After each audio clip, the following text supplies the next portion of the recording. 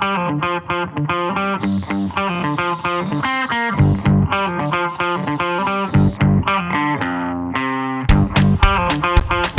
up, guys? Welcome back to the Street YouTube channel.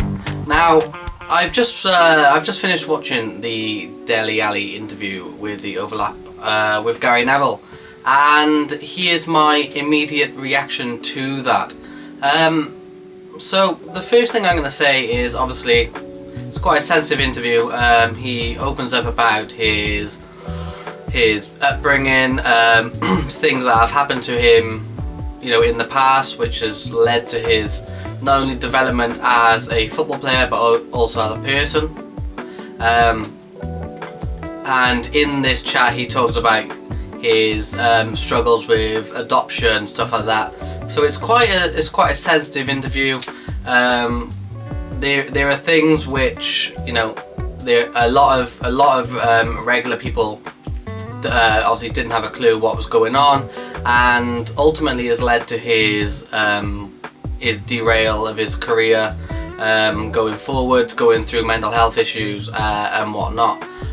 So the first thing I did want to say is, look, if there are anybody out there that is going through anything mental health wise, even physical, anything, male or female, just open up, just talk, because if you do end up leaving yourself, try to deal with it yourself. Then it can spiral. Taking Dele Alli's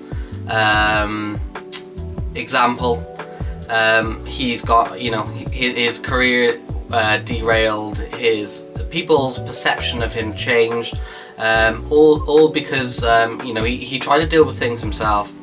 He didn't open up, and by doing so now, by going through I'll go through it in a bit more detail, but going through the rehab he went through has now allowed him to be able to talk, reignite his career, and hopefully will allow him to get back on track and become what everyone thought the continuation of Dele Alli would be, as opposed to his derailment from Spurs, obviously going to Everton, then on loan to various clubs.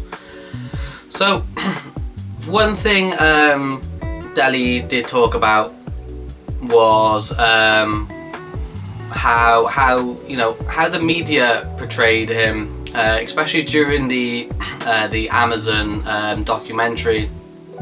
There was views about calling him lazy and stuff like that. And one thing I will say is that that did probably change people's maybe managers' perception on Dele Alli, thinking that he was in fact a lazy player, when in the role he provided in Spurs and before that MK Dons, he proved that being that explosive box-to-box midfielder, it's quite hard to be lazy. You have to be up and down the pitch, giving it your all every game. So maybe if we was on the outside looking in, it could have been a case of, you've got all this money, all this fame, why do you need to try? Do you know what I mean? And it's like that clearly wasn't the case. He was clearly going through some mental health issues. He talks about how he was addicted to sleeping tablets and drinking as a way to combat any thoughts going through his mind, because as a football player, people don't quite understand. They think, oh yeah, they're getting lots of money, living the good life's good, it can't be a challenge. But when especially during the early times of your career, and you felt with various amounts of rejection, unless you're settled at a club at a very young age, you're constantly on trial at places, you're dealt with a lot of rejection, and then you finally make your breakthrough. Then when you make your breakthrough, then you're in constant competition. There's no let up. If you have a bad day's training, or you have a bad match, you're probably constantly worrying, oh, am I going to play the next game, or or is somebody going to take my spot? You know, unless you deliver a 7, 8, 9 out of 10 every game, especially in a midfield position that Dele occupies. It's, you know, it's probably one of the most you know, competitive positions on the pitch. You know, there's a lot of box-to-box midfielders out there. I'd say, other than centre back. It's a highly competitive position. So you can kind of see where Dele Alli's mental health deteriorated, especially when, you know, you were constantly told that you were lazy, you wasn't at it, and stuff like that. So it's not really a surprise to have that explanation as to why his performance levels dropped off. But hopefully now he's gone to rehab, he's overcome that. He can become that player. Like he's come out and said that he wants to become even better than that player he was at Spurs, and hopefully go on. And, you know, he's only 27. It should be in the prime years of his life now. He should be pushing on and becoming what everybody hoped he'd be, like that next level, that next, you know, Steven Gerrard box-to-box midfielder type player that, you know, everyone thought he was going to be when he first burst onto the scene at Tottenham. So if we go back to the interview, obviously he talks about how, you know, he started smoking at the age of 7.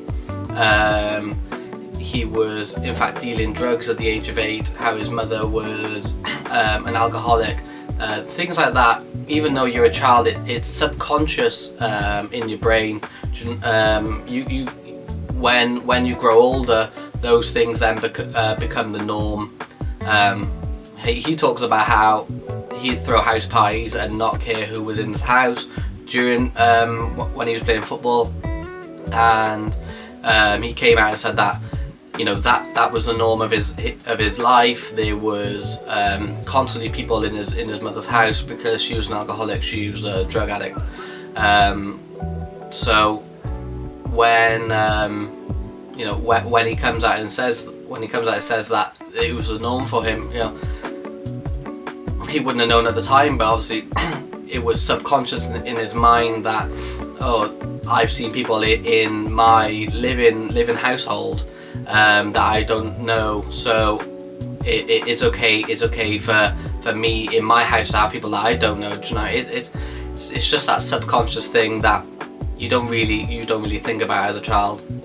Obviously, when he talks about dealing drugs from a young age, on a bicycle, when his mother had no money and he had to, you know, kind of help. He was selling drugs for his by the way he talked to his mum's friends.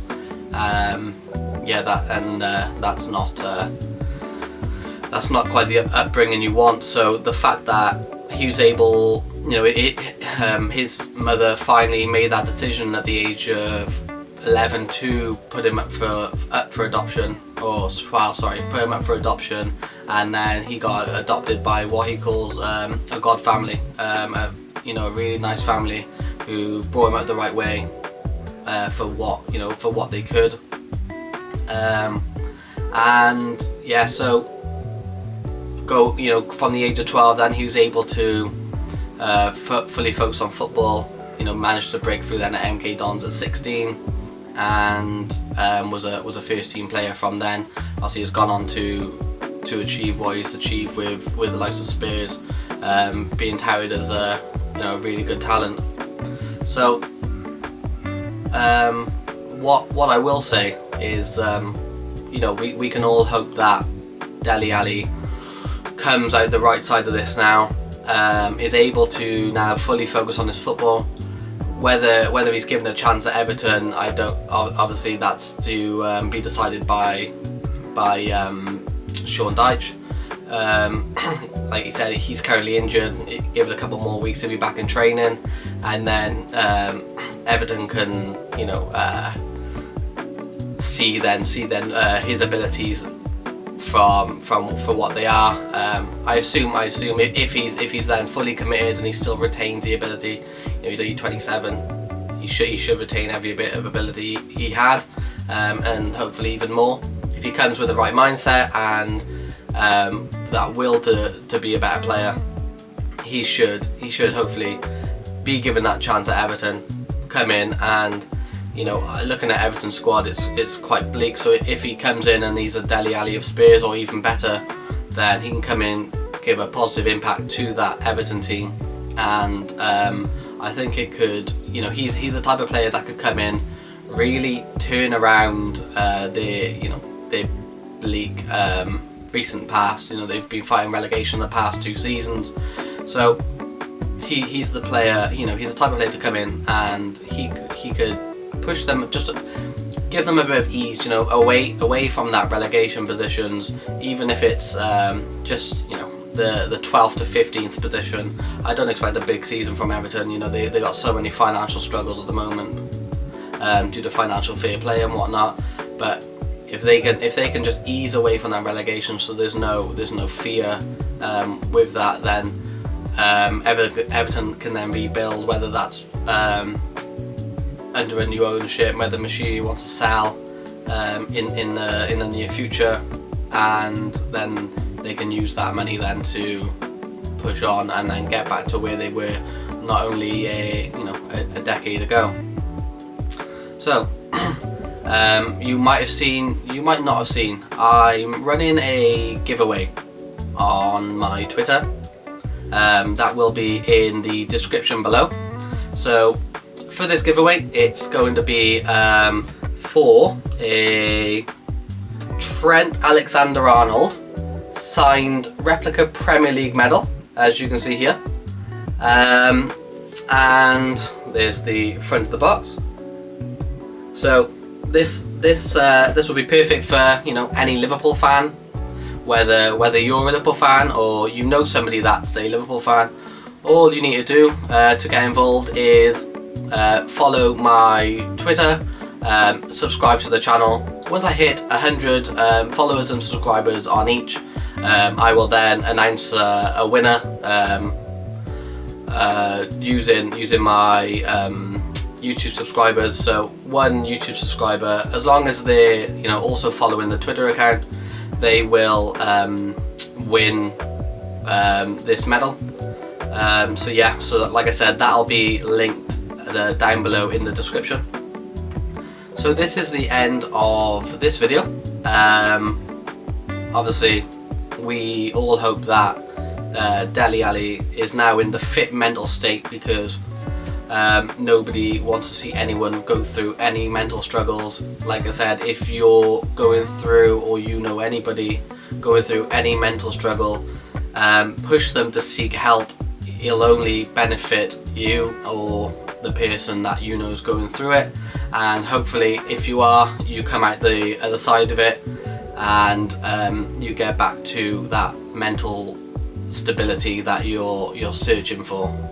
Okay, so I'm gonna finish it there with that message, and I will see you in the next video, which will be up within the next day or so. That's going to be on our transfer news for this week.